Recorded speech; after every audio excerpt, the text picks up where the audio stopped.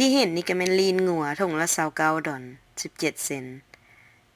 ถูกที่สุดก็มันถุงละ22 ดอล58 เซนต์มื้อนี้ก็มาเลาะตลาดวอลมาร์ทเนาะมาเลาะตลาดนำกันอันนี้ก็แม่นไส้งัวเนี่ยก็พอฟังอยู่ราคา3 ดอลปลาย4 ดอลอันนี้ก็แม่นเครื่องในงัวราคาก็8 ดอลถูกสุดก็ได้แพงสุดก็แม่น10 ดอล11 12 ดอลนี่แหละประมาณนั้นล่ะก็เป็นธรรมดาเนาะของอยู่ของกินก็มีอันถูกอันแพงแต่ค่อยว่านะช่วงนี้อาหารการกินทุกอย่างเลยนะขึ้นราคาแพงเดี๋ยวนี้จำเป็นก็ต้องได้ซื้อเนาะเบิ่งแม่ซีนโคนนี่โคนบักใหญ่เลยล่ะราคา60 ปลายดอล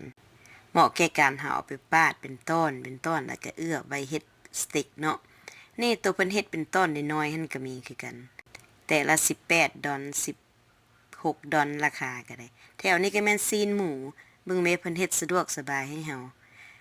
ซอยเป็นเปียงไว้ราคาก็เริ่มต้นกับ8 ดอลขึ้นไป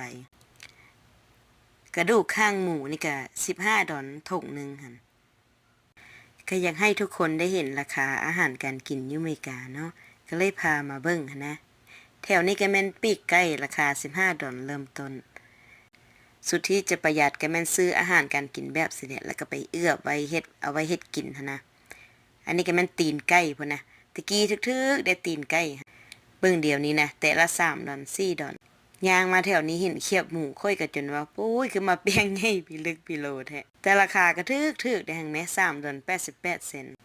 ค่อยก็เอาถุงนึงเนี่ยเอาไปลองเบิ่งสิเป็นจังได๋เพิ่นก็มีมินิช็อปเอเชียนได้เดี๋ยวนี้วอลมาร์ทก็ได้ มีกะทิมีอันของกินเล็กๆน้อยๆหั่นนะแบบร้านเอเชียเฮาเลยสิให้มีครบเพิ่นก็บ่ทันมีเทื่อเนาะเดี๋ยวนี้อันนี้กวดน้อยๆนี่ก็น้ำปลานี่นะราคาละ4 ดอล18สำหรับข่อยว่าแพงเด้อซื้อกวดใหญ่หันก็ยังราคาซ้ำกันล่ะสมซื้อว่ามินิช็อปอีหลีเนาะมีแต่แนวน้อยๆ